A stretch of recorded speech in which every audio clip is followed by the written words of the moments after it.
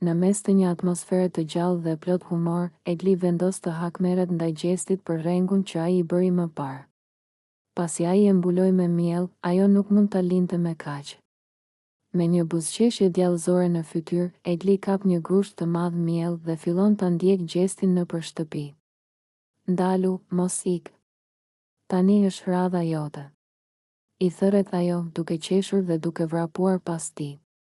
Gjesti, i cili e kupton menjëherë që ajo nuk do të ndalet pa ia kthyer reston, fillon të vrapoj me shpejtësi, duke bërë zigzage mes mobiljeve dhe duke u munduar t'i shpëtoj sulmit të saj të bardhë. Egli, hajde, mos e bëj këtë. Po të kërkoj falje, të betohem. Thot ai duke qeshur, por në të njëjtën kohë duke ecur mbrapsht me hapa të shpejtë. Jo, falja jote nuk vlen. Tani do ta shohësh se me kë ke të bësh. Përgjigjet ajo, e vendosur për të mos e lënë të ikë pa ia hedhur miellin. Teksa gjesti tenton të kalojë pranë divanit, Egli bën një lëvizje të shpejtë dhe i afrohet aq shumë sa që ai e humbet ekuilibrin për një moment. Duke parë se nuk ka rrugë shpëtimi, ai fillon të ngjitet shkallëve me shpejtësi, por Egli nuk ndalet. S'ke ku shkon më tani, i thot ajo, duke ngritur dorën me miellin gati për t'ia hedhur. Në një moment, gjesti ndalon, duke menduar një strategji të fundit për të shpëtuar. Shiko, Egli, atje prapa teje është dikush gati të hedh ujë, i thot ai, duke u përpjekur t'i shpërqendrojë vëmendjen. Egli e kthen kokën për një sekondë, por e kupton menjëherë që ai po përpiqet ta mashtrojë. Kështu që ka puna? Tani s'ka më shpëtim për ty, i thot ajo dhe, pa u menduar dy herë, i hedh gjithë miellin mbi kokë. Gjesti qëndron në vend, i mbuluar plotësisht me një shtresë të bardhë pluhuri, ndërsa Egli shpërthen në të qeshura. Banorët e tjerë fillojnë të qeshin dhe të duartrokasin, ndërsa gjesti, duke fshirë miellin nga fytyra, tund kokën me një buzëqeshje. Mirë, Egli, e fitove këtë betejë, por lufta nuk ka mbaruar, i thot ai me një ton sfidues, duke bërë që ajo të qesh edhe më shumë. Kështu, një tjetër moment gazmor kalon mes tyre, duke i bërë të harrojnë për pak çaste çdo tension apo debat në shtëpi, ndërsa loja e tyre bëhet biseda kryesore mes banorëve. Mes atmosferës së gëzueshme në shtëpi, Egli dhe gjesti e gjejnë veten të përfshirë në një lojë të çmendur dhe plot argëtim. Teksa janë në kuzhinë, fillimisht fillojnë të ngacmojnë njëri tjetrin me fjalë, por shpejt gjithçka përshkallëzohet në një betejë mielli. Gjesti, duke qeshur me të madhe, merr një grusht miell dhe, pa e menduar dy herë, ia hedh Eglit mbi kokë. Egli, e befasuar, mbyll syt për një moment dhe, kur i hap sërish, sheh fytyrën e tij të qeshur dhe të gatshme për të vazhduar lojën. Do të më sulmosh ashtu? Mirë, tani do ta shohësh se me kë ke të bësh, i thot ajo me një ton sfidues, duke kapur një grusht tjetër miell dhe duke ia hedhur drejt për drejt në fytyrë. Gjesti shtanget për një moment, duke u kollitur lehtë nga reja e bardhë që e ka mbështjell, por më pas shpërthen në të qeshura. Kështu që ka puna. Atëherë, përgatitu, thot ai dhe merr një grusht të madh miell, duke e ndjekur Eglin nëpër kuzhinë. Ajo, duke qeshur me zë të lartë, përpiqet të largohet, por gjesti është më i shpejtë dhe ia hedh gjithë miellin mbi shpatulla. Në pak sekonda, të dy janë mbuluar krejtësisht me miell, flokët e tyre janë bërë të bardhë dhe rrobat e tyre duken si të sapo dalë nga një stuj dëbore. Banorët e tjerë fillojnë të qeshin dhe t'i shikojnë me habi, disa duke i inkurajuar që ta vazhdojnë lojën, të tjerët duke u ankuar për rrëmujën që po bëjnë. Duket sikur kemi bërë ndonjë dasmë tradicionale shqiptare, thot Egli, duke fshirë miellin nga sytë e saj dhe duke qeshur. Gjesti qesh edhe ai dhe e shikon Eglin me një vështrim ngacmues. Vetëm nusja mungon. Apo ndoshta e kemi këtu, thot ai duke e parë drejt në sy. Egli e shtyn lehtë me bërryl, ende duke qeshur, dhe e paralajmëron. Mos guxo të më hedhësh më shumë miell, përndryshe do të zhys në ujë. Gjesti qesh edhe më shumë dhe e sheh si një sfidë. Hajde ta shohim kush do të fitojë atëherë. Loja vazhdon edhe për pak, ndërsa ata të dy e shijojnë këtë moment të lehtë dhe të çmendur, duke harruar për një çast të gjitha debatet dhe tensionet që mund të kenë pasur më parë. Egli, duke e vështruar gjestin që ishte shtrirë në krevat, bëren se ai është në një gjumë të thellë. Ai duke i lodhur, ndoshta nga debatet, nga tensionet e ditës apo thjesht nga raskapitja e lojës brenda shtëpisë. Pavarësisht gjithçkaje që kishte ndodhur mes tyre, pavarësisht shgënjimeve dhe fjalëve të ashpra që kishin shkëmbyer, Egli nuk mund ta shikonte atë ashtu, pa një mbulesë, i shtrirë në krevat ndërkohë që freskia e natës kishte filluar të mbushte dhomën. Ajo ngadalë afrohet, duke u siguruar që të mos bëj zhurmë, që të mos e zgjojë. Me duar të buta, ajo merr jorganin dhe e vendos mbi trupin e tij, duke e mbuluar ngadalë, sikur po kryente një veprim të natyrshëm, por që në të vërtetë kishte një domethënie më të thellë. Egli e vështron për një moment, duke marrë frymë thellë. Në fytyrën e tij të qetë, ajo mund të shihte një anë tjetër të gjestit, jo atë djalin sfidues, kokfort apo provokues, por dikë që ndoshta edhe ai kishte nevojë për kujdes dhe për dikë që të mendonte për të. Duket kaq i qetë kur fle, mendon me vete Egli, ndërsa një buzëqeshje e lehtë i kalon në fytyrë. Por sapo ajo bëhet gati të largohet, gjesti lëviz pak dhe mërmërit diçka nëpër gjumë. Egli ngrim për një moment, duke menduar se ai mund të zgjohej, por ai thjesht rrotullohet pak, ndërsa jorgani që ajo i kishte vendosur mbi trup mbetet aty. Edhe pse ndoshta nesër do të debatonin sërish, edhe pse ndoshta ai do të bënte sikur nuk i vinte re gjërat e vogla që ajo bënte për të, Egli e dinte që në një mënyrë apo në një tjetër, ajo ende kujdesej për të. Edhe kur ai e kishte mërzitur, edhe kur i kishte thënë fjalë të rënda, ndoshta ndjenjat e saj për të nuk ishin zhdukur plotësisht. Duke hedhur një shikim të fundit, ajo largohet ngadalë, duke e lënë gjestin të flejë i qetë, pa e ditur se dikush kishte qenë aty për të kujdesur për të. Gjesti dhe Rozana përplasen në një debat të ashpër, ku tensionet mes tyre arrin kulmin. Gjesti, i acaruar nga sjellja e Rozanës, i afrohet me një shikim të ftohtë dhe të ashpër, duke e bërë të qartë se ai nuk ka më durim për të.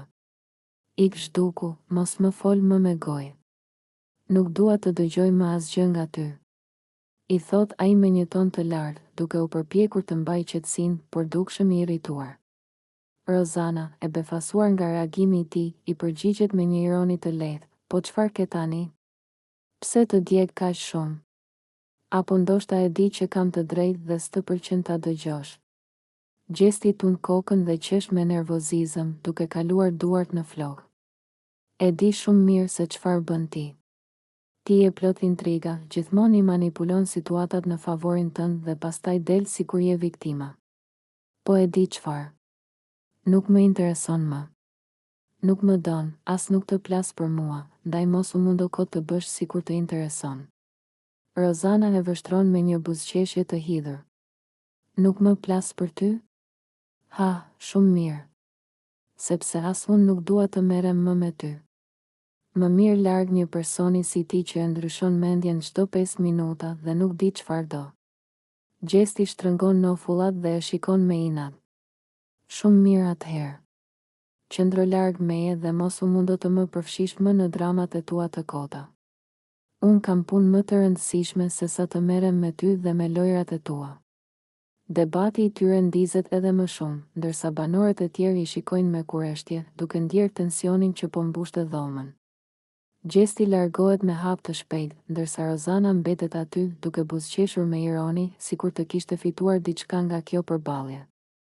Por në të vërtetë, asnjëri prej tyre nuk e kishte fituar këtë betejë, ishte thjesht një tjetër kapitull i një lufte që nuk dukej se do të përfundonte shpejt. Egli, e ulur pranë banorëve të tjerë, fillon të flasë për Gjestin me një ton të përzier mes habis dhe sigurisë. Ajo duket e bindur për atë që po thotë dhe nuk e fsheh as pak mendimin e saj. E keni vënë re se si më shikon ai? Jo një herë, jo 2 herë, por disa herë gjatë ditës. Gjesti mendon se askush nuk e kupton, por unë e di kur ai më kërkon me sy, thot Egli, duke tundur kokën dhe duke buzëqeshur lehtë. Banorët e tjerë e shikojnë me kurreshtje, disa të habitur, disa duke qeshur. Po mirë, ndoshta të shikon thjesht sepse je aty, nuk do të thotë se të do, i thot njëri prej tyre, duke e sfiduar. Egli nuk heziton t'i përgjigjet. Jo, jo. E di unë shumë mirë kur dikush të sheh rastësisht dhe kur dikush të shikon me një qëllim. Gjesti nuk është tipi që e pranon kollaj ndjenjat, ai përpiqet ta fshehë, por unë e shoh në sytë e tij. Ai më kërkon, ai më vështron, ai e di shumë mirë që ka ndjenja për mua, por thjesht nuk do të pranoj para të gjithëve. Një tjetër banore ndërhyn duke buzëqeshur me dyshim. Egli, ndoshta thjesht e ke gabim, ndoshta ai të sheh nga inati ose thjesht nga kurioziteti. Egli tund kokën, e sigurt në atë që po tholl. Jo, jo. Ai më shikon me atë mënyrën e tij të veçantë. Ai nuk ka guxim ta pranoj, por unë e ndjej. Gjesti më do, por është kokfort dhe mundohet ta mbaj brenda vetes. Po nuk i shpëton syve të mi. Disa banor fillojnë të qeshin, të tjerë mendojnë mbi ato që ajo po tholl. A është e vërtet që gjesti ka ndjenja për të dhe nuk guxon ta pranoj? Apo Egli po e sheh situatën nga një këndvështrim i njëanshëm? Debati vazhdon, por një gjë është e qartë, marrëdhënia mes tyre nuk është e zakonshme dhe diçka po ndodh mes tyre, qoftë e pranuar apo e mohuar. Egli, duke vëzhguar nga një kënd tjetër, ndjen një val të fortë xhelozie që po e pushton. Ndërsa shikon Gjestin dhe Loredanën duke kërcyer dhe luajtur së bashku, ajo fillon të ndihet e tensionuar dhe e shqetësuar. Qeshjet dhe hapat e tyre të shpejtë, si dhe kimia që kanë mes tyre, i bëjnë Eglin të mendoj më shumë se sa duaj. Egli e sheh Gjestin që, me një buzëqeshje të plotë, po përpiqet ta bëjë Loredanën të qesh, ndërsa ajo i përgjigjet me të njëjtën gazmorësi. Ata po lëvizin në ritmin e muzikës, duke u ngacmuar njëri tjetrin dhe duke krijuar një atmosferë plot argëtim. Loredana, e mbushur me energji, po i jep hapin Gjestit dhe është duke u argëtuar me të sikur më parë. Por Egli, nga ana tjetër, fillon të ndjejë një bezdi që po i mbush mendjen. Ata duken kaq të lidhur, kaq natyrshëm së bashku, dhe kjo është ajo që e shqetëson më shumë. Ndërkohë, ajo shikon se Gjesti po e merr seriozisht momentin dhe po e çon në një tjetër nivel argëtimi, ndërsa Loredana duket se është e lumtur për këtë vëmendje. Ajo fillon të ndjejë një shqetësim të thellë dhe, pa mundur ta fshehë, i drejtohet një miqësore, por edhe me një ton të mbredh. Po shikoni ju të dy, ju duken kaq të lumtur bashkë, apo nuk keni menduar për ndjenjat e të tjerëve? I thot ajo me një theks të dukshëm paksa të ngurtë. Gjesti dhe Loredana e ndalin të qeshurën dhe e shikojnë Eglin, e cila tashmë po qëndron me duar të kryqëzuara. Gjesti, pa u ndjerë shumë i shqetësuar, përgjigjet me një buzëqeshje ngacmuese. Po, Egli, do të duhej të jesh këtu me ne. Pse nuk bashkohesh dhe ti, që ta bëjmë edhe më argëtuese? Thot ai duke i hedhur një sy Loredanës, e cila gjithashtu po qesh dhe e shikon Eglin. Egli e di që ka përjetuar një moment të vështirë, por ndjen se është më mirë të mbajë ndjenjat për vete. Megjithatë, nuk mund të ndaloj një val pasigurie të shpërthej brenda saj. Ajo, me një buzëqeshje të sajuar, ja kthen, ndoshta më vonë, për momentin, preferoj të shikoj. Kjo është mjaftueshëm. Gjesti e kupton se ajo është e shqetësuar, por ai e injoron për momentin dhe vazhdon të kërcen me Loredanën, duke harruar për disa çaste çdo gjë tjetër. Egli, duke vëzhguar nga një kënd tjetër, ndjen një val të fortë xhelozie që po e pushton. Ndërsa shikon Gjestin dhe Loredanën duke kërcyer dhe luajtur së bashku, ajo fillon të ndihet e tensionuar dhe e shqetësuar. Qeshjet dhe hapat e tyre të shpejtë, si dhe kimia që kanë mes tyre, i bëjnë Eglin të mendoj më shumë se sa duaj. Egli e sheh Gjestin që, me një buzëqeshje të plotë, po përpiqet ta bëjë Loredanën të qesh, ndërsa ajo i përgjigjet me të njëjtën gazmorësi. Ata po lëvizin në ritmin e muzikës, duke u ngacmuar njëri tjetrin dhe duke krijuar një atmosferë plot argëtim. Loredana, e mbushur me energji, po i jep hapin Gjestit dhe është duke u argëtuar me të sikur më parë. Por Egli, nga ana tjetër, fillon të ndjejë një bezdi që po i mbush mendjen. Ata duken kaq të lidhur, kaq natyrshëm së bashku, dhe kjo është ajo që e shqetëson më shumë. Ndërkohë, ajo shikon se Gjesti po e merr seriozisht momentin dhe po e çon në një tjetër nivel argëtimi, ndërsa Loredana duket se është e lumtur për këtë vëmendje. Ajo fillon të ndjejë një shqetësim të thellë dhe, pa mundur ta fshehë, i drejtohet një miqësore, por edhe me një ton të mbredh. Po shikoni ju të dy, ju duken kaq të lumtur bashkë, apo nuk keni menduar për ndjenjat e të tjerëve? I thot ajo me një theks të dukshëm paksa të ngurtë. Gjesti dhe Loredana e ndalin të qeshurën dhe e shikojnë Eglin, e cila tashmë po qëndron me duar të kryqëzuara. Gjesti, pa u ndjerë shumë i shqetësuar, përgjigjet me një buzëqeshje ngacmuese. Po, Egli, do të duhej të jesh këtu me ne. Pse nuk bashkohesh dhe ti, që ta bëjmë edhe më argëtuese? Thot ai duke i hedhur një sy Loredanës, e cila gjithashtu po qesh dhe e shikon Eglin. Egli e di që ka përjetuar një moment të vështirë, por ndjen se është më mirë të mbajë ndjenjat për vete. Megjithatë, nuk mund të ndaloj një valë pasigurie të shpërthej brenda saj. Ajo, me një buzëqeshje të sajuar, ja kthen, ndoshta më vonë, për momentin, preferoj të shikoj. Kjo është mjaftueshëm. Gjesti e kupton se ajo është e shqetësuar, por ai e injoron për momentin dhe vazhdon të kërcen me Loredanën, duke harruar për disa çaste çdo gjë tjetër. Gjesti, me një buzëqeshje të madhe në fytyrë dhe një shkëlqim lozonjar në sy, i afrohet Loredanës, e cila po qëndron e qetë, e pavetëdijshme për atë që po përgatitet të ndodhë. Ai e kap pa pritur në bel dhe, pa e paralajmëruar, e ngrit lart në ajër me forcën e tij. Loredana bërtet me zë të lartë, duke u kapur instinktivisht pas supeve të tij. Gjesti, mos. Më lër poshtë. Kam frikë. Bërtet ajo, duke u përpjekur të lirohet nga duart e tij, por ai vazhdon ta mbaj pezull, duke qeshur me të madhe. Ej, qetësohu, Loredana. I thot ai mes të qeshurave, ndërsa ajo përdridhet dhe shkon këmbët në ajër. Nuk do të lëshoj, por shiko sa e lehtë je. Sikur të mbaj një pupël në duar. Loredana vazhdon të bërtas dhe të qesh në të njëjtën kohë, ndërsa përpiqet të gjejë ekuilibrin. Gjesti, po të them seriozisht, më lër poshtë. Mos u tall me mua. Banorët e tjerë, të ulur përreth, fillojnë të qeshin dhe të brohorasin, duke i nxitur të vazhdojnë lojën. Mbaje edhe pak, Gjesti. Thërret dikush nga larg. Dakord, por vetëm nëse premton që nuk do më bërtasësh më. I thot ai me një shikim ngacmues, Loredana, duke mos pasur zgjidhje tjetër, tun kokën dhe i përgjërohet. Po, vetëm lërm poshtë, të lutem. Gjesti më në fund e ul butësisht në tokë, ndërsa ajo pshertin me lehtësim, por e shikon me një shikim paralajmërues. Do ta mbaj mend këtë, Gjesti. Do të hakmerem. I thot ajo duke e goditur lehtë me pëllëm në krah. Gjesti qesh me të madhe dhe i jep një shkelje syri. Mezi po pres të shoh çfarë ke në plan. Shtëpia shpërthen në të qeshura dhe atmosfera mbushet me energji pozitive, ndërsa të gjithë vazhdojnë të diskutojnë për episodin e papritur mes tyre. Rozana, e ulur në një cep të shtëpisë, me duart e kryqëzuara dhe një shikim të mbredh, fillon të bisedojë me Danjen për Eglin, duke mos e fshehur as pak pa kënaqësinë e saj. Ajo lëkun kokën dhe pshertin thellë, sikur të mos e kuptonte dot sjelljen e Eglit. Danja, unë se kuptoj fare këtë vajzë, thot Rozana, duke ngritur vetullat me habi. Egli është një vajzë e keqe, se di si nuk i vjen turp. Pas gjithë asaj që ka ndodhur, ajo ende i rri mbrapa Gjestit. Nuk e ka asnjë lloj dinjiteti.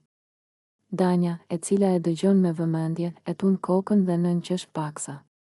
Po pra, Rozana, edhe unë e kam vënë re. Ajo bën sikur është e fortë, sikur nuk i intereson më, por në fakt nuk e lëshon dot Gjestin. E ndjek kudo, i flet, kërkon vëmendjen e tij me çdo kusht, i përgjigjet ajo. Rozana lëkun këmbën dhe vazhdon e acaruar, pikërisht. Unë nuk e kuptoj se çfarë mendon ajo. Po i del vetja fare keq. Gjesti nuk e do më, ai thjesht po tregohet i sjellshëm me të, dhe ajo e merr si shenjë që ai ka ende ndjenja për të. Është qesharake. Danja pshertin dhe tun kokën me keqardhje. Dhe pastaj ankohet se ai e përdori, se ai e bëri të ndihet keq. Po mirë, atëherë pse vazhdon ta ndjek? Pse nuk e lë rehat? Rozana mbyll syt për një moment, sikur të përpiqej të ruante durimin. Sepse Egli është vajzë e tillë. Ajo nuk e duron dot që Gjesti të mos e ketë më në vëmendje. Ajo e do dramën, i pëlqen të luajë rolin e viktimës, por në fund të ditës është ajo që e kërkon këtë situatë. Danja tregon një buzëqeshje ironike. Po të mos i rrinte mbrapa, mbase do të kishte ruajtur pak dinitet. Por jo, ajo thjesht nuk di të ndalet. Të dyja tundin kokën me shgënjim, duke kuptuar se Egli nuk kishte ndërmend të ndryshonte.